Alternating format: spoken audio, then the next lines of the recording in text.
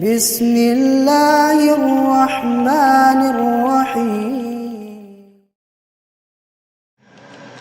Assalamualaikum warahmatullahi wabarakatuh.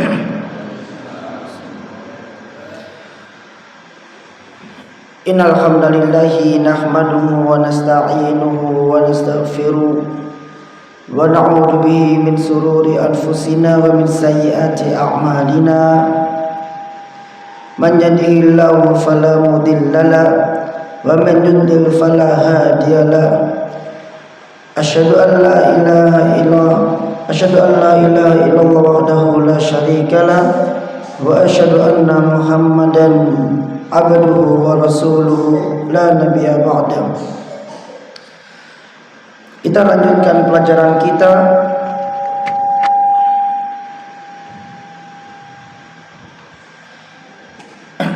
tes. Kita masuk ke hadis ke-71 bab 38, yaitu babu silatu dirrahim al-musyriki wal hadiyatu. Bab silaturahim atau bab menyambung orang yang memiliki hubungan rahim yang musyrik dan memberi hadiah kepada mereka. Maksudnya adalah memberi hadiah kepada saudara kita yang musyrik. Haddatsana Muhammad bin Sallam qala, telah menceritakan kepada kami Muhammad bin Sallam qala, dia berkata, akhbarana Abda, telah mengabarkan kepada kami Abda an Ubaidillah, dari Ubaidillah, an Nafi, dari Nafi. Nafi itu adalah seorang budak yang dibebaskan oleh Ibnu Umar. Makanya sanadnya adalah an Nafi an Ibnu Umar, dari Nafi dari Ibnu Umar. Kalau ada sanad hadis yang urutannya adalah an-Nafi an Ibnu Umar, dari Nafi dari Ibnu Umar, kemudian dari Rasulullah SAW, maka sanad ini dinamakan dengan as-silsilatud dahab, silsilatud dahabiyah, yaitu sanad dengan rantai emas. Kenapa? Karena kesikohannya atau kesohihannya sudah dipastikan. Kalau adalah Nafi Ibnu Umar berkumpul dalam satu sanad, kemudian setelahnya adalah Rasul SAW, maka ini namanya adalah sanad emas, rantai emas, rantai sanad emas, karena kesahihannya sudah bisa dipastikan. Ini kaidah dalam ilmu hadis. Ani Ibnu Umar radhiyallahu anhuma, dari Ibnu Umar radhiyallahu anhuma, dia berkata, ra'a Umar khullatan siyara'a faqala, suatu ketika Umar radhiyallahu anhu, dia melihat khullatan, kain sutra atau pakaian sutra, siyara, yang sedang dijual, yang sedang diperjualbelikan. Faqala, lantas Umar mengatakan kepada Rasul alaihi wasallam, ya Rasulullah, wahai Rasul alaihi wasallam, lau ishtaraita hadihi, seandainya engkau membeli kain sutra ini, falabistaha yaumal jum'ah, dan engkau memakainya pada hari Jumat, walil wufudi idza atauka, atau engkau memakainya pada hari raya atau hari-hari perayaan semisal walimah dan lain sebagainya, idza atauka, apabila ia datang kepadamu, faqala, lantas Rasul alaihi wasallam mengatakan kepada Umar, afwan, ini kayaknya kabelnya. Ya Ustaz Mahi, ini yang anak katakan kapan lalu itu, yang kabelnya rusak, ya ini. Jadi dia itu tidak connect sama laptopnya, hilang-hilang terus.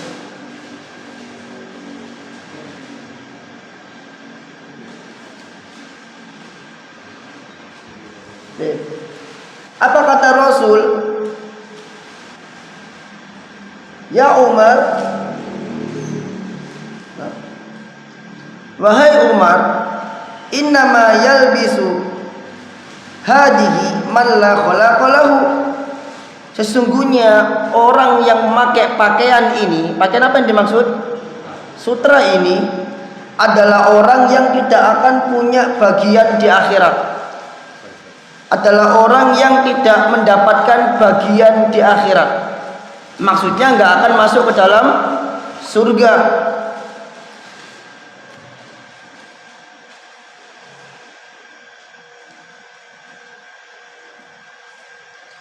Tsumma uhdiya lin nabi sallallahu alaihi wasallam minha hulalun.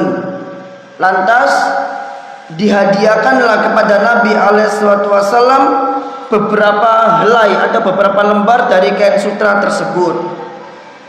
Ketika dihadiahkan kepada Nabi dari orang lain, jadi ada orang lain yang datang kepada Nabi dan memberikan beberapa kain sutra kepada Nabi.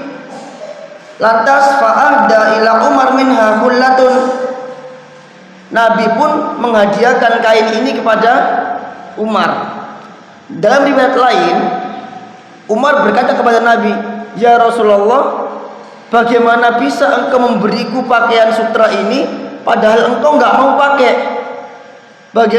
Bagaimana bisa engkau berikan kain sutra ini kepada aku padahal engkau mengharamkannya?" Kata Umar begitu. Nah, kemudian kata Rasul, "Wahai Umar, kain sutra ini, pakaian sutra ini aku berikan kepadamu itu bukan buat kamu pakai, tapi agar kamu mengambil manfaat darinya. Berikanlah ke orang lain atau juallah dan ambillah untung darinya." Ini kata Rasul dalam riwayat lain. Faja'a Umar ila Rasuli sallallahu alaihi wasallam. Ini ternyata ada ternyata. Ada di sini ternyata. Lantas Umar mendatangi Rasul alaihi wasallam faqala dan mengatakan, "Ya Rasulullah, wahai Rasulullah, ba'athta ilayya hadihi. Engkau berikan ini kepadaku, wa qad sami'tuka qulta fiha ma qulta. Padahal sungguh aku telah mendengar engkau mengatakan sebagaimana engkau katakan barusan." Apa kata Rasul tadi itu? Orang yang pakai ini adalah orang yang tidak punya bagian di akhirat. Lah kok malah panjenengan ngasihkan kepada saya gitu loh. Kan nanti saya nggak dapat bagian di akhirat. Gitu kata Umar. Nah, kemudian apa kata Rasul? Inni lam uhdiha laka litalbisaha. Aku tidak menghadiahkan kepadamu untuk kamu pakai. Innama uhdituha ilaika litabi'aha aw litaksuwaha. Sesungguhnya aku menghadiahkan kain ini kepadamu itu untuk kamu jual kainnya atau untuk kamu pakaikan kepada saudari perempuanmu yang memang boleh memakai sutra. Fa'ahdaha Umar li akhil lahu min ummihi musyrikin. Lantas Umar pun menghadiahkan kain tersebut kepada saudaranya dari jalur ibunya yang masih musyrik. Bismillah.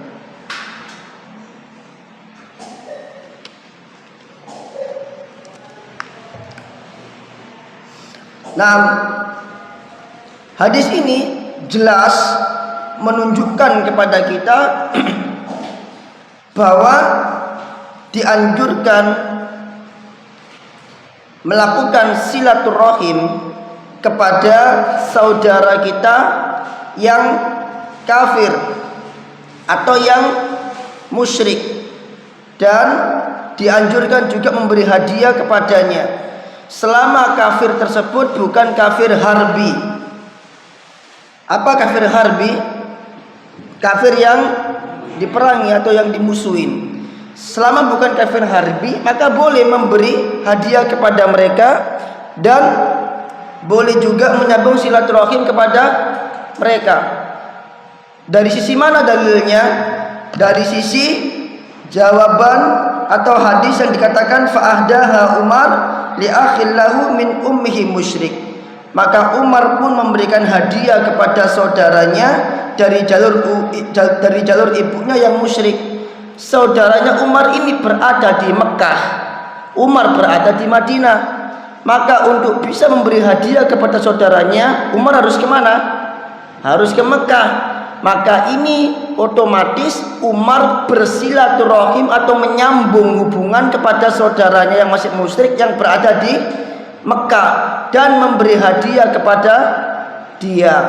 Jadi ini menunjukkan bahwa bolehnya, bahkan dianjurkan untuk melakukan atau disunahkan untuk tetap menjalin hubungan baik dengan saudara kita yang kafir dan memberi hadiah kepada mereka. Kenapa kok diberi hadiah, Ustaz?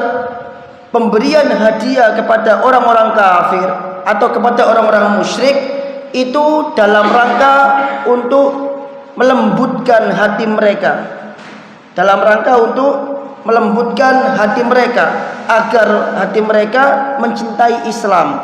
Kalaupun mereka tidak masuk Islam, minimal mereka tidak benci Islam, mereka mencintai Islam. Kenapa? Karena orang Islamnya baik-baik. Karena orang itu kebanyakan menilai sesuatu itu dari perilaku seseorang, dari akhlak seseorang. Dahulu orang-orang kafir Quraisy menilai Islam dari mana? Ya dari akhlaknya para sahabat. Ketika para sahabat memiliki akhlak yang sempurna, maka tidak ada celah bagi orang-orang kafir Quraisy untuk mencela Islam, karena akhlaknya para sahabat adalah sempurna. Tapi ketika orang-orang Islamnya seperti kita, banyak yang berzina, banyak yang mencuri dan lain sebagainya, maka alasan mereka mencela Islam itu ada. Mereka punya celah. Mereka mengatakan yang korupsi siapa?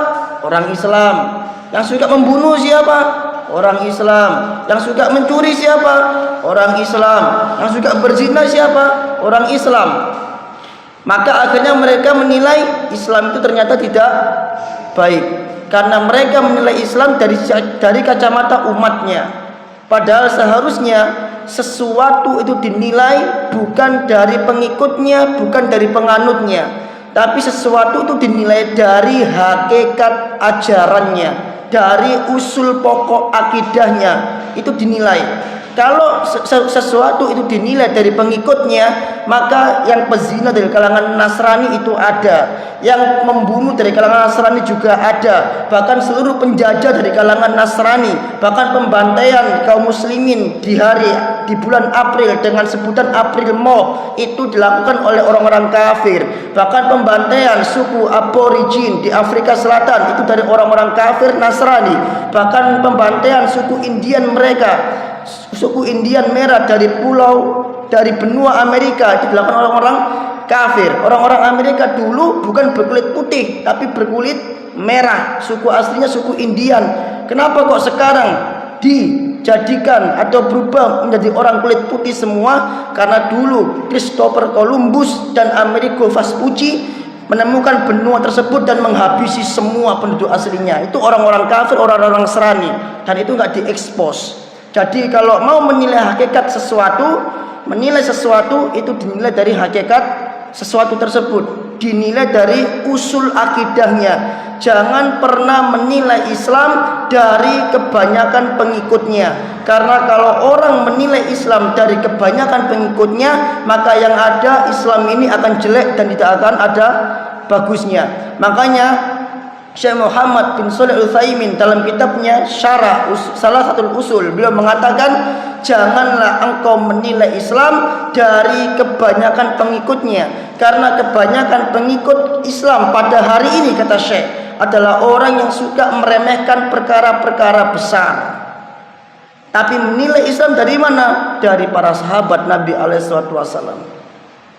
Dan ini juga sebagai peringatan bagi kita orang Islam, bahkan bagi ahlus sunnah, bahwa ketika kita mengaku ahlus sunnah, kita pada hakikatnya di pundak kita ini, itu kita sedang memikul nama baik Islam, memikul nama baik kaum muslimin, memikul nama baik ahlus sunnah, memikul nama baik orang tua, memikul nama baik bangsa dan negara. Maka hati-hati dalam bersikap.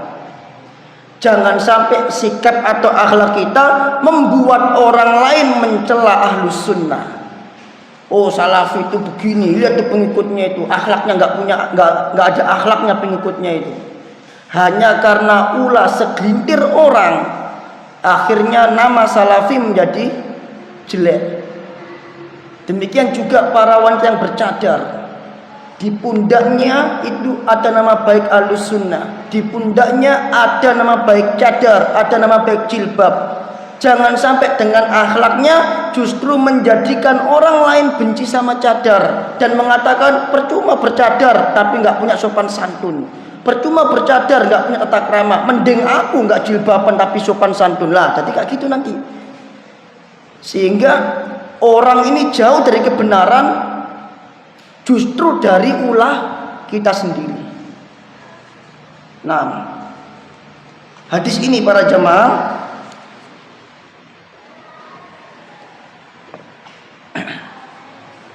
karena hadis ini sebenarnya adalah hadis yang telah lalu dan dia berada di hadis ke-26. Jadi kita bacakan beberapa syarah dari hadis ke-26.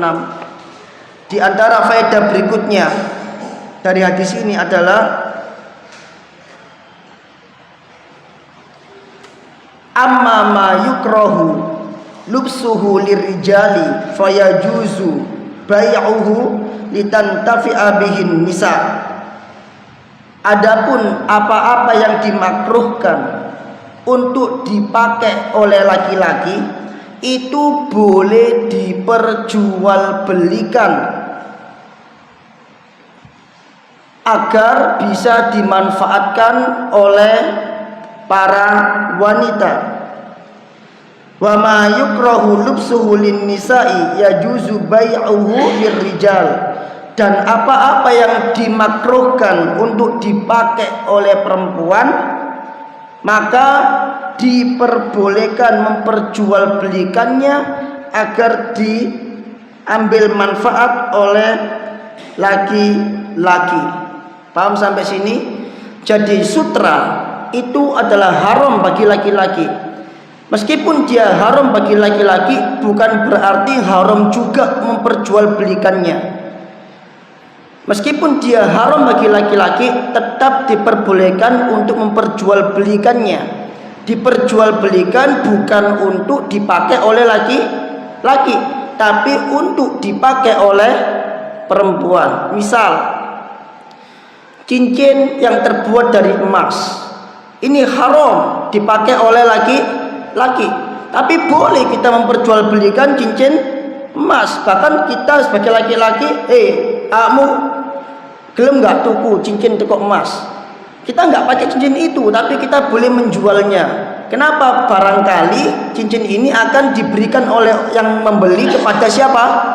Istrinya atau saudarinya. Jadi meskipun haram bagi laki-laki, maka tetap diperbolehkan memperjualbelikan hal tersebut untuk dimanfaatkan oleh perempuan. Kemudian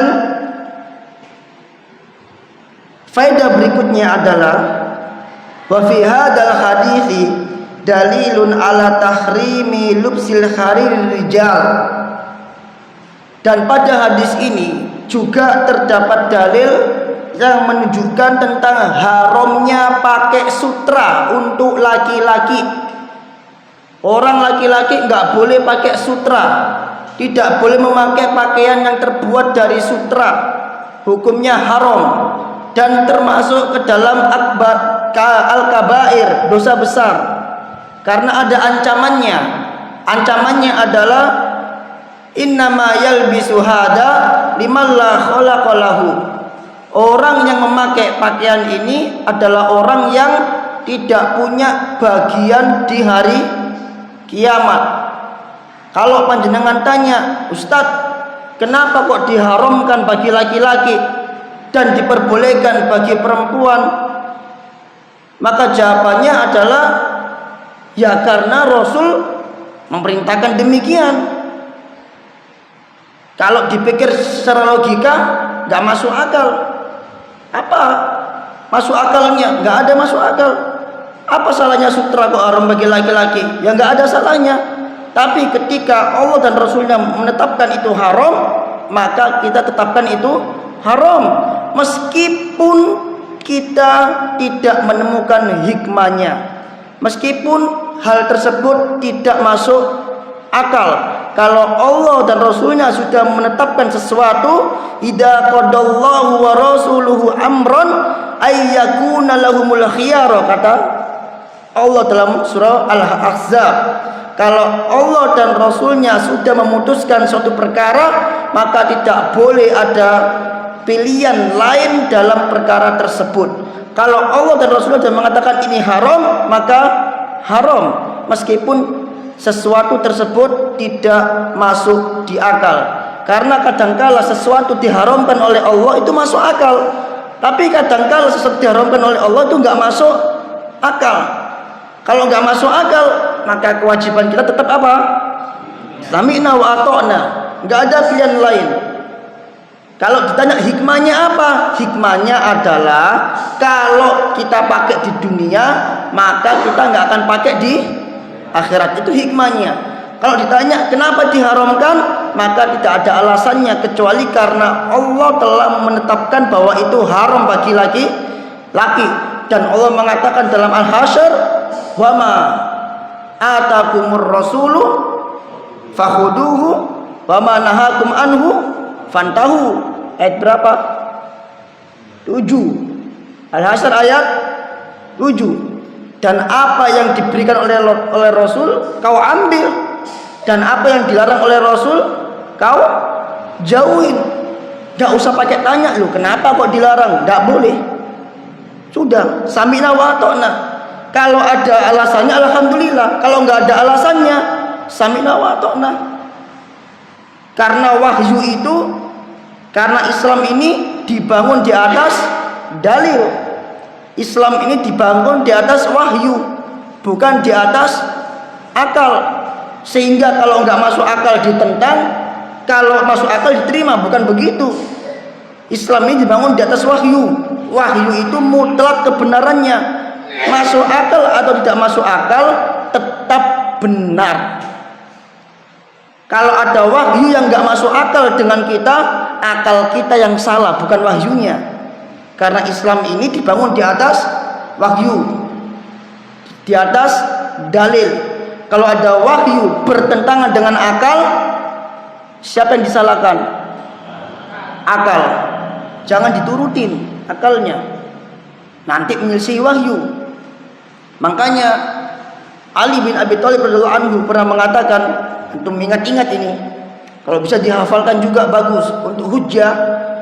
Dia mengatakan, lau kana ad-dinu birra'i, kalau seandainya agama itu dari akal, kalau seandainya agama itu dibangun dari akal, lakana asfala minal khuffi aula bil mashi min a'lahu, maka sudah barang tentu bagian bawah khuf itu lebih pantas untuk dibasuh dibanding bagian atasnya. Paham maksudnya? Orang kalau wudu dia pakai khuf, kemudian wudunya batal, itu dia nggak perlu lepas khufnya, dia cukup basuh bagian atas khufnya. Yang kotor bagian mana? Bagian bawah. Tapi yang dibasuh bagian atas. Kata Ali, ini menunjukkan bahwa agama itu tidak dibangun di atas akal. Secara akal harusnya yang dibasuh bagian mana? Bagian bawah. Tapi yang dicontohkan oleh Rasul, kata Ali, waqad ra'aitu Rasulullah SAW yamsahu ala dhahiri khuffaihi, dan sungguh aku melihat Rasul, Ali melihat, para sahabat itu melihat semua ketika belajar. Aku melihat Rasul sungguh beliau membasuh bagian atas sepatunya. Yang kotor bagian bawah, yang dibasuh bagian atas. Ini menunjukkan bahwa agama kita itu adalah agama wahyu. Gak masuk akal. Iya, secara akal gak masuk akal, tapi secara wahyu itu masuk akal pada hakikatnya. Karena pada prinsipnya akal yang benar, akal yang sehat itu selalu berjalan lurus dengan wahyu. Itu prinsipnya. Nah, kemudian faedah berikutnya adalah terkadang sesuatu yang diharamkan oleh Allah dan Rasulnya itu dipergunakan oleh Allah untuk dipakaikan di akhirat. Terkadang sesuatu yang diharamkan oleh Allah di dunia itu diperuntukkan oleh Allah untuk dipakai di akhirat. Contoh sutra. Allah haramkan sutra di dunia kepada orang laki-laki agar orang laki-laki bisa memakainya di akhirat. Kalau dia pakai di dunia, berarti dia gak akan punya bagian di akhirat. Contoh lain, khamr. Allah haramkan khamr agar dia bisa diminum di surga. Kalau dia minum khamr di dunia, maka dia gak akan pernah minum khamr di surga, alias kemana? Ke neraka. Contoh lain, Rasul melarang kita makan dan minum dari piring yang terbuat dari emas dan perak. Rasul mengatakan, la tashrabu fi aniyatid dhahabi wal fiddah wa la ta'kulu fi sihafiha. Janganlah engkau minum dari wadah yang terbuat dari emas dan perak, dan janganlah engkau makan dari wadah tersebut. Fa innaha lahum fid dunya wa lakum fil akhirah. Kata Rasul, karena wadah emas dan perak itu diperuntukkan oleh Allah untuk orang-orang kafir di dunia, dan diperuntukkan oleh Allah untuk orang-orang beriman di akhirat.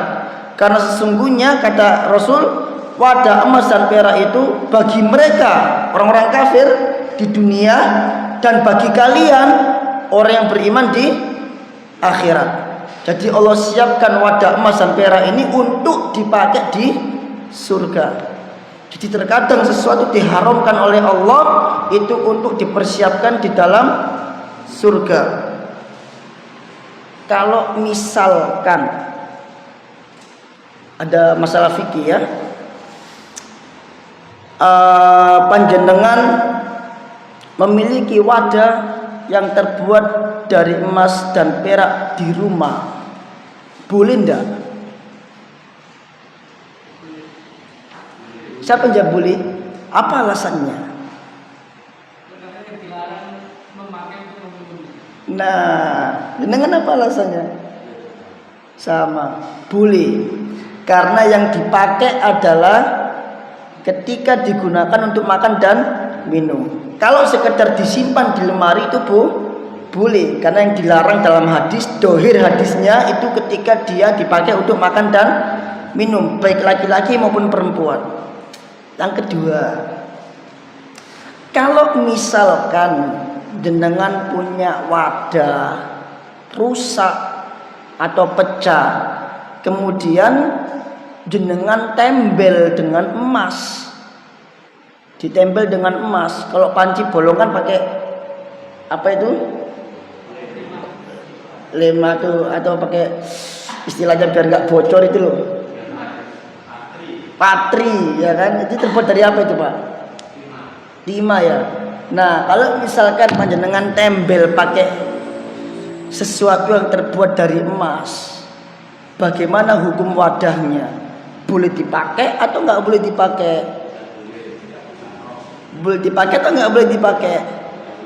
Tidak boleh. Jawabannya adalah boleh. Kenapa?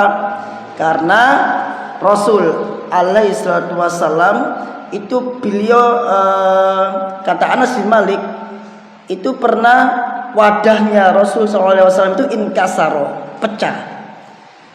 Fattakhodahu silsilatan minad dahab. Kemudian beliau ambil sesuatu yang terbuat dari emas untuk memperbaiki yang pecah itu. Ibnu Hajar Al-Asqalani mengatakan ini menunjukkan bahwa menempel wadah yang pecah dengan tembelan yang terbuat dari emas itu boleh dan tidak haram. Kenapa? Karena Rasul menempelnya dengan emas, dan diantara kesederhanaannya Rasulullah SAW adalah selama barang itu bisa diperbaiki maka beliau nggak beli. Selama barang itu masih bisa dipakai meskipun jelek, beliau nggak ganti yang baru. Makanya ketika wadah minumnya beliau pecah, beliau nggak ganti baru, tapi beliau ngapain? Ditempel. Ini bentuk kesederhanaan Rasul alaihissalam. Dan kenapa kok dia nggak haram? Karena yang dimaksud dalam hadis terbuat dari emas dan perak. Terbuat. Yang pecah tadi terbuat dari apa? Dari beling, ya kan? Cuman nempelnya pakai emas dan perak. Nah, yang dimaksud yang disebutnya dalam hadis yang terbuat, berarti yang asalnya dari emas dan perak, bukan tembelannya. Paham nggih? Jadi kalau gelasnya itu asalnya dibuat dari emas, bukan dibuat dari beling, maka dia nggak boleh dipakai. Tapi kalau asalnya gelas terbuat dari plastik atau dari beling, kemudian dia pecah, dia rusak, ditempel pakai lapisan emas, kok mewah sekali ya? Mungkin karena zaman dahulu emas itu sebagai alat tukar. Dinar dan dirham itu emas dan perak biasa, ya kan? Nah, itu tidak termasuk ke dalam keharaman yang dimaksud oleh hadis. Kenapa? Karena asalnya bukan terbuat dari emas dan perak, tapi asalnya terbuat dari plastik atau beling. Dan wadahnya Nabi itu kebanyakan terbuat dari apa? Kulit. Paham? Terbuat dari kulit. Kalau dia robek, dia pecah atau dia atau dari tanah, maka Nabi menempel dengan emas, ditutup. Mungkin dilepuhkan begitu biar nempel. Paham ya? Ini masalah fikih. Apa?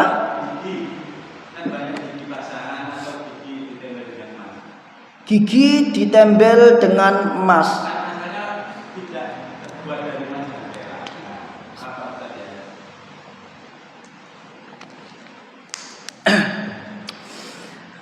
Ada dahulu seorang sahabat yang dia mengalami luka di hidung, kalau nggak salah ya.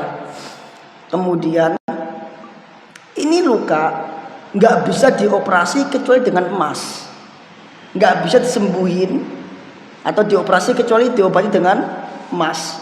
Maka Rasul alaihissalam membolehkan hal itu. Maka hidung yang luka tadi itu dioperasi memakai emas. Itu intinya. Saya lupa teks detailnya, tapi itu intinya. Artinya kalau sesuatu itu nggak bisa diobati kecuali dengan emas, maka boleh. Maka kalau dia bisa diobati selain dengan emas, maka dia tidak boleh. Jadi lebih baik dihindari. Karena apa? Karena ketika dia pakai dengan emas, nanti apa bedanya dia pakai cincin dari emas? Apa bedanya dia memakai kain dari sutra? Sama hukumnya nanti, karena nggak ada hajat di situ. Tapi ketika ada darurat di situ, seperti sahabat tadi itu, dia nggak bisa nyembuhin luka kecuali dijahit atau diobati dengan emas, maka boleh yang seperti itu. Dulu kami pernah mendengar bahwa memakai sutra itu boleh asal 10% atau tidak lebih dari 10% kandungan dari kain itu. Ana belum menjumpai penjelasan itu, tapi mungkin saja ada. Tapi Ana belum menjumpai penjelasan itu, karena ana belum menjumpai penjelasan itu, dan yang ana jumpai adalah haram secara mutlak, dan dohir hadis tidak disebutkan seperti itu, maka yang ana pegang sekarang adalah mau berapa persen pun selama dia ada sutra maka haram. Tapi bisa jadi namanya fikih itu bisa berubah pendapat seiring dengan kita belajar. Tapi sejauh ini ana belum pernah mendengar penjelasan tersebut. Barangkali nanti panjenengan nemu, monggo di-share di grup ukhuwah. Itu nggih. Nah. Terus faedah berikutnya. Coba saya lihat ada lagi di sini. Nah, ini dia. Faedah fikih ya. Wasyai'ul muharram alladzi la yantafi'u bihi la yuhda wa la yubah. Dan sesuatu yang diharamkan yang tidak bisa diambil manfaatnya itu tidak boleh dihadiahkan dan tidak boleh diperjualbelikan. Bal yajibu itlafahu, bahkan wajib untuk dimusnahkan. Saya memberi contoh di sini. Faman uhdiya ilaihi dukhanun, maka barang siapa yang diberi hadiah kepadanya rokok, au mahdurat, atau sesuatu yang membahayakan lainnya yang enggak ada manfaatnya sama sekali, wajib alaihi itlafuhu wala yabi'uha wala yahdiha, wajib atasnya untuk menghancurkannya dan tidak boleh menghadiahkannya dan tidak boleh memperjualbelikannya. Karena hukum sesuatu atau hukum memperjualbelikan sesuatu yang haram, maka hasilnya juga akan haram. Ini kaidahnya. Sehingga sesuatu yang haram, yang tidak ada manfaatnya, yang tidak bisa diambil manfaatnya, itu enggak boleh dihadiahkan, enggak boleh juga diperjualbelikan. Maka kalau disuruh bapak beli rokok, enggak boleh diturutin, karena rokok hukumnya haram. Kalau ada yang bilang makruh, ya silakan aja bilang makruh, tapi kalau saya haram udah jelas. Enggak ada satu dokter pun yang mengatakan hukumnya enggak haram. Semua dokter sepakat rokok itu haram. Dan orang yang meninggal ketika corona kemarin itu kebanyakan para perokok. Orang yang meninggal corona kemarin kebanyakan para perokok. Karena apa? Karena intensitas penghirupan oksigennya dalam paru-parunya itu sudah tidak semaksimal orang yang enggak merokok. Kalau orang yang enggak merokok, paru-parunya bisa menangkap oksigen 100%.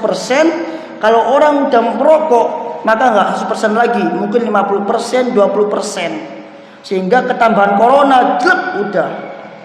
Goodbye my love. Wassalam. Nah, ini mudorotnya. Makanya enggak ada satu dokter pun, bahkan semua dokter ijma sepakat. Bahkan yang buat rokok pun enggak ngerokok. Yang buat rokok pun enggak ngerokok. Ini bagus contoh yang pakai syahid. Siapa yang diberi hadiah rokok atau apapun itu yang enggak ada manfaatnya dan dia hukumnya haram ya, hukumnya haram, maka tidak boleh dihadiahkan dan diperjualbelikan. Beda dengan sutra, dia punya manfaat bagi siapa? Wanita, maka dia diperjualbelikan. Kalau seandainya sutra nggak ada manfaatnya bagi perempuan dan bagi laki-laki dan diharamkan dalam Islam, maka sutra nggak boleh diperjualbelikan dan tidak boleh diberikan hadiah. Baik, terakhir. Dari hadis ini kita juga belajar bahwasannya orang kalau mau sholat, orang kalau mau menghadap Allah, atau berada di hari Jumat, atau berada di hari-hari yang mulia, itu sunnahnya pakai pakaian yang bagus, pakai pakaian yang layak. Karena apa? Karena ketika dia sholat itu dia lagi bertamu dan menghadap Allah Ta'ala. Kalau dia pergi ke manten saja pakai baju yang batik bagus, kasih wangi-wangian, nyentrik gayanya, lalu ketemu sama Allah pakai kaos, nah ini nggak pas. Makanya ketika Umar melihat sutra, dalam sutra itu adalah pakaian yang paling bagus, maka Umar menyuruh Nabi pakai sutra di hari apa? Jumat. Karena sutra itu pakaian yang paling bagus. Ternyata sutra diharamkan bagi laki-laki dan Umar belum tahu itu hukumnya. Ini menunjukkan bahwa orang mau sholat itu harus pakai pakaian yang bagus, nggak harus baru ya, karena bagus tidak selalu identik dengan baru. Dinamakan bagus itu yang layak pada umumnya, yang pas, yang etisnya gimana. Nggak mungkin panjenengan, makanya saya pribadi waktu itu pernah merasa kalah dari panjenengan semua. Ketika panjenengan Idul Adha, panjenengan bawa ganti, saya gak bawa ganti, sehingga saya sholat pakai baju bekas kambing bau. Apakah sah sholatnya? Sah saja, gak najis. Tapi pertanyaannya bukan sah atau tidak, pertanyaannya adalah layak atau tidak, pantas apa tidak menghadap Allah dengan pakai pakaian berbau kambing. Meskipun boleh saja, tapi masuknya ke dalam ranah kesopanan. Jadi ketika saat itu saya berdiri, saya kalah sama para jamaah. Wah, mungkin ustaz gak paham dulu. Akhirnya saya pulang ambil ganti. Sholat asarnya saya pakai baju ganti. Nah itu luar biasa. Berarti orang yang saya lihat di sholat duhur, yang memberikan saya inspirasi, kemudian saya memakai bajunya di waktu asar, maka orang ini dapat pahala. Karena dia menjadi sebab saya pakai baju bagus di saat asar. Terus terang itu, saya buka aja di sini. Ya.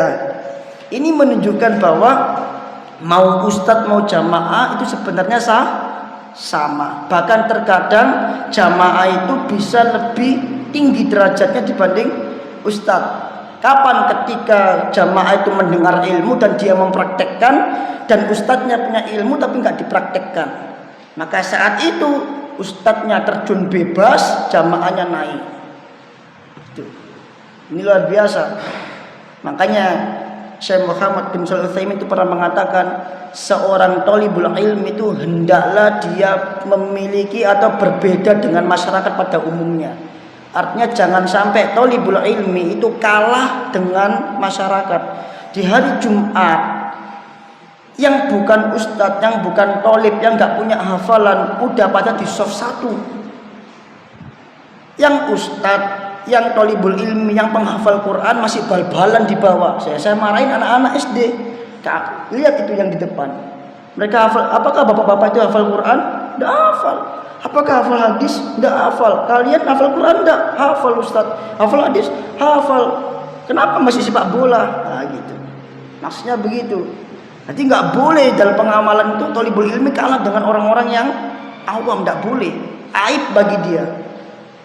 Bahkan nggak cuma aib, nanti bisa menyebabkan dia disiksa karena dia tidak mengamalkan ilmunya. Malah yang nggak punya ilmu malah mengamalkan gitu loh. Yang punya ilmu loh, kan kamu tahu bahwa sholat Jumat itu sebentar lagi dimulai, harusnya kan kamu di shaf 1. Kamu tahu itu, ternyata kamu nggak bersegera ke shaf 1 dan kamu masih bermain-main. Allah siksa nanti. Allah siksa. Nah itu contoh. Makanya kata Syekh Al-Utsaimin, seorang thalibul ilmi itu harus beda dengan masyarakat. Beda dalam hal apa? Dia harus menjadi nomor 1 di masyarakat. Dalam apa? Dalam pengamalan. Jangan sampai kalah sama orang-orang yang tidak belajar atau mencari ilmu. Jangan sampai. Nah, itu penting. Jadi panjenengan yang sudah salafi ya jangan sampai kalah dengan yang bukan salafi di masyarakat. Maka dituntut harus menjadi nomor 1 dalam segala bidang. Nah itu penting. Nah itu yang terakhir dari saya. Wallahu taala a'lam bissawab. Barangkali yang mau ditanyakan tafadhol. Nah, Pak Nanang silakan.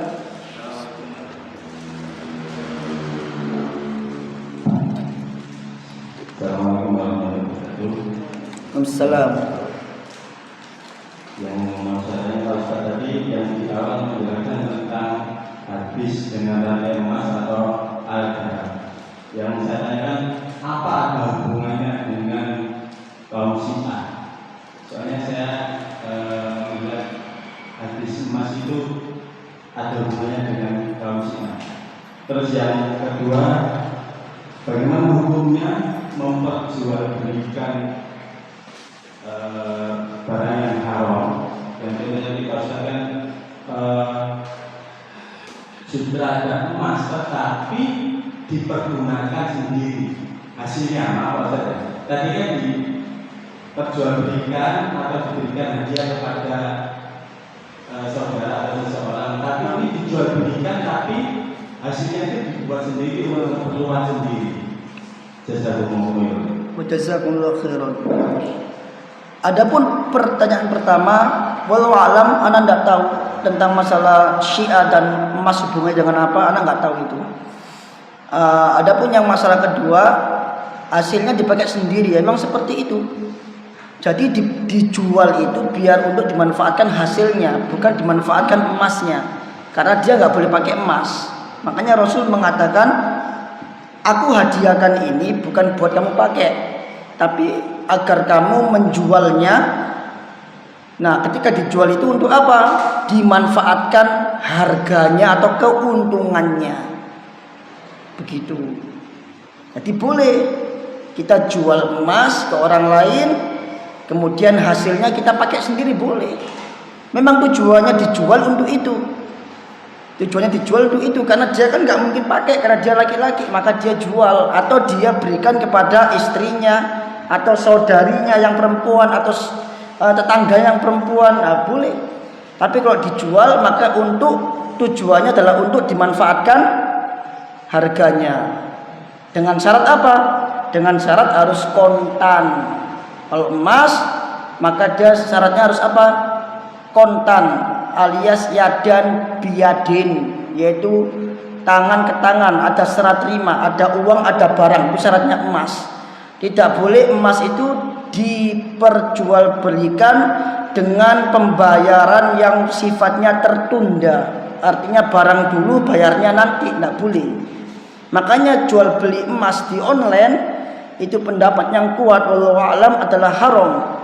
Kenapa? Karena ketika jual beli di online kita udah bayar, barang belum ada, barang belum sampai ke kita, maka ini menyalahi syarat jual beli emas, yaitu yadan bi yadin, yaitu tangan dari apa, serah terima, ada uang, ada barang. Yadan itu tangan, yadin tangan, artinya tangan ke tangan. Jadi beli emas ini duitnya, itu syaratnya jual beli emas, dan harus dengan yang sama. Kalau misalkan ditukar emas dengan emas maka jumlahnya harus sama. Kalau jumlahnya beda maka jatuhnya sebagai riba. Misalkan cincin sekian gram mau ditukar dengan kalung sekian gram, ya gramnya harus sama, nggak boleh beda ya. Atau karatnya juga harus sama, nggak boleh beda. Demikian juga kalau mau tukar perak dengan emas, ya, itu ada rinciannya, hukumnya. Tapi intinya jual beli emas adalah harus yadan bi yadin. Maka nggak boleh jual beli emas dengan sistem hutang atau kredit, nah, nggak boleh. Harus kontan dan harus di tempat akad. Ada emas, ada barang, itu syaratnya. Nah,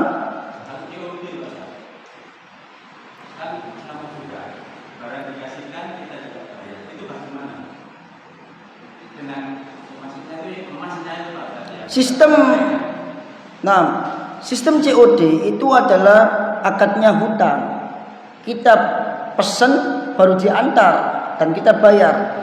Jadi akadnya sudah ketika pesen itu, pembayarannya nanti. Jadi si kurir tadi ini bukan dalam rangka akad jual beli dengan kita, tapi dalam rangka jasa ngantar emas yang sudah diakad.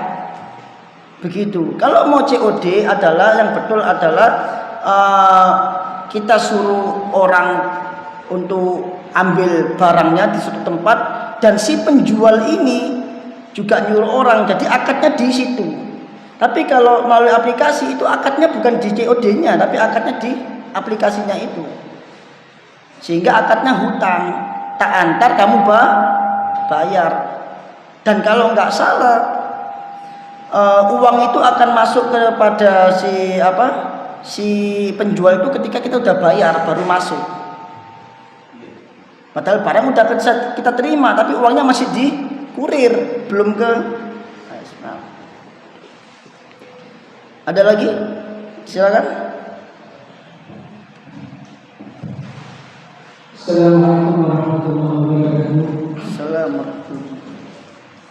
Pertanyaan kami terkait fikih Ustaz. Tadi Ustaz membahas ini tentang ketika wudu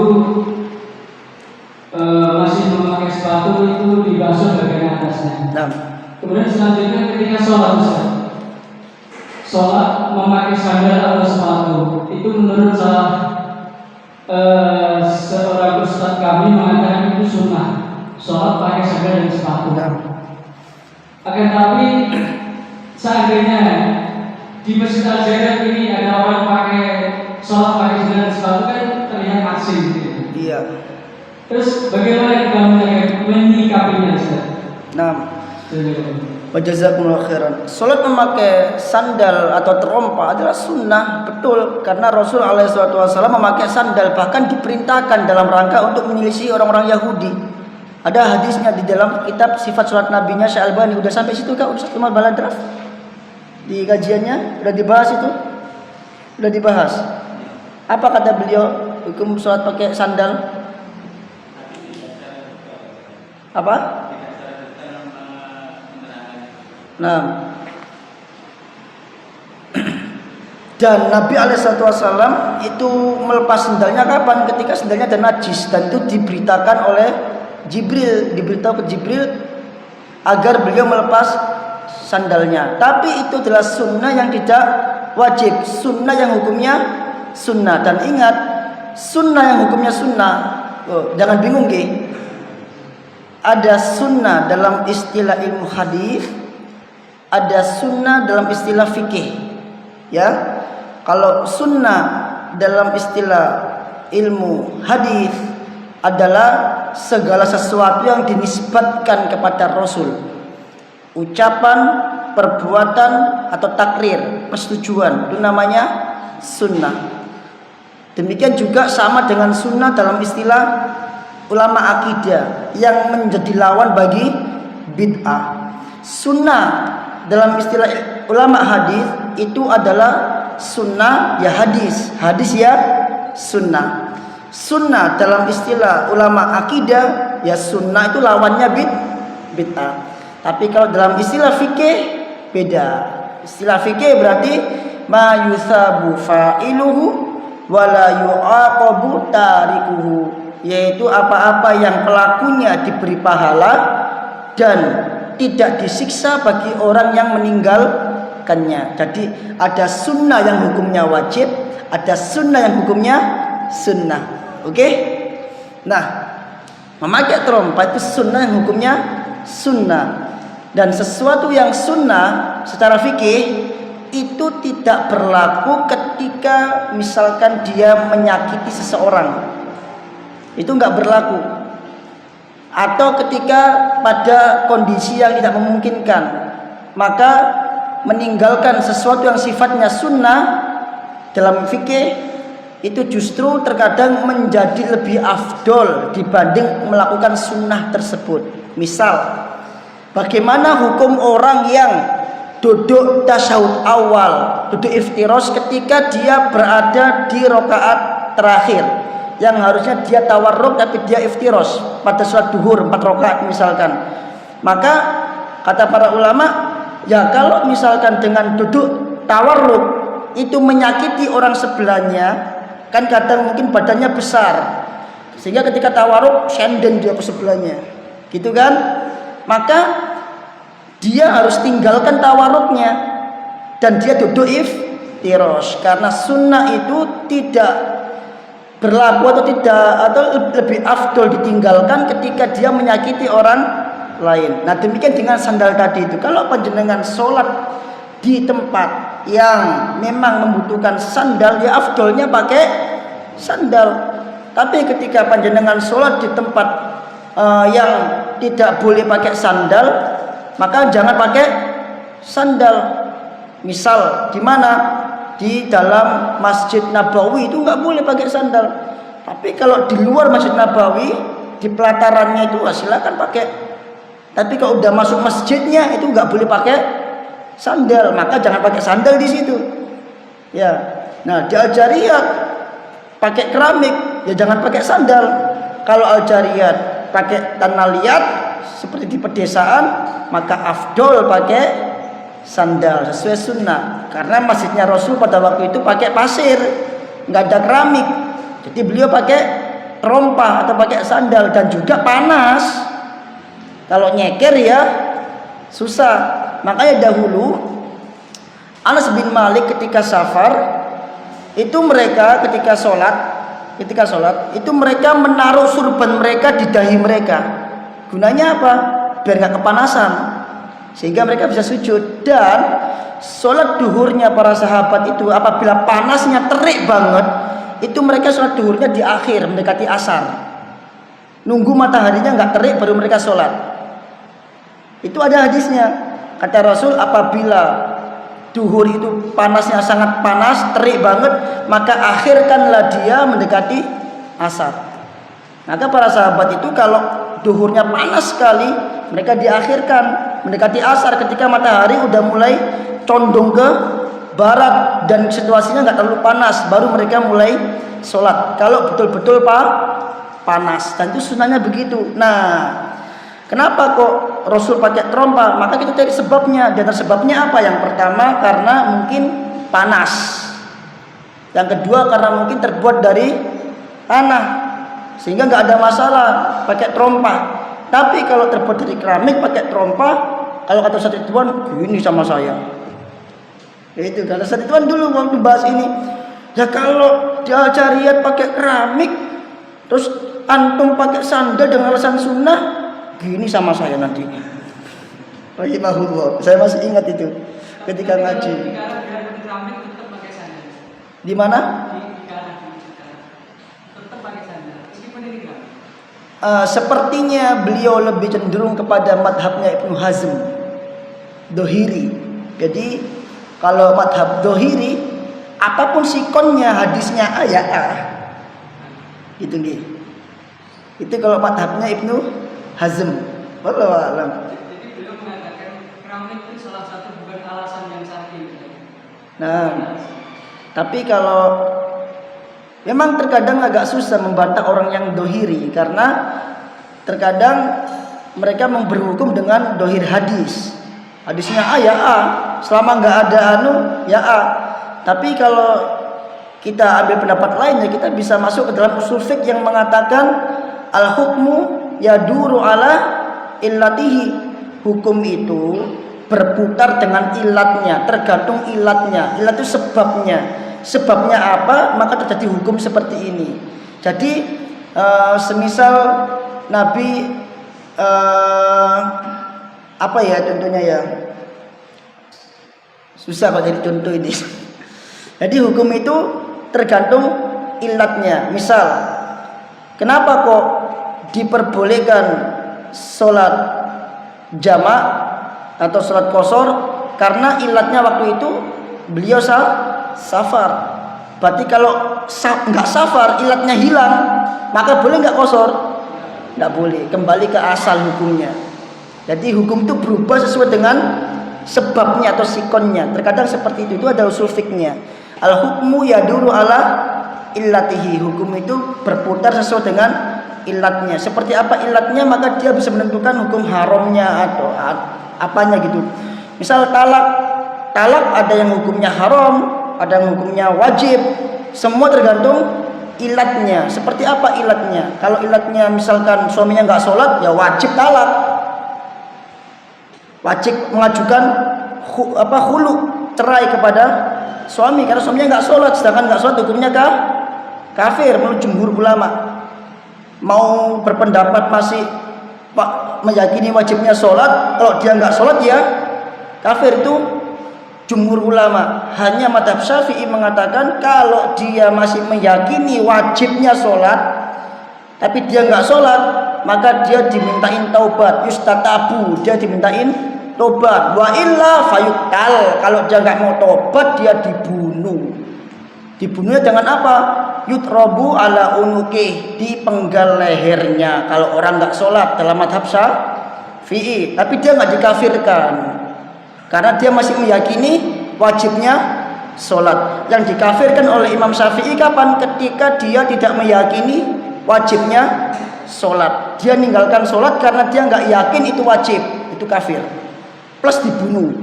Kalau dia masih meyakini wajibnya sholat tapi dia nggak sholat, dia dibunuh tapi dia nggak dikafirkan. Berarti dia dibunuh, tetap disolatin, dikafanin dan dikubur di kuburan kaum, tapi dia dipenggal. Siapa yang menggal? Qadhi, pemimpin. Nanti kalau Imam Syafi'i masih hidup, banyak dipenggal. Agak keras memang madhab Syafi'i, agak keras. Ada kitabnya Fathul Mu'in, di Fathul Mu'in di atas ada kitabnya Fathul Mu'in. Gitu ya tentang tadi. Kalau dari tergantung ilatnya, sebabnya apa Nabi melakukan demikian. Wallahu ta'ala alam bisawab. Ada lagi? Sudah sampun siang. Kita akhiri dulu, semoga bermanfaat, dicatat, diingat-ingat dan dipraktekkan dan dijelaskan ke orang lain, diajarkan ke orang lain agar ilmunya menancap. Subhanakallahumma bihamdika asyhadu an la ilaha illa anta astaghfiruka wa atubu ilaik. Assalamualaikum warahmatullahi wabarakatuh.